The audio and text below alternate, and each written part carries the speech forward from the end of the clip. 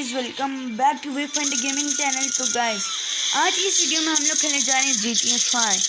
तो गाइस, ये है माइकल, ट्रैवल और फ्रैंकलिन।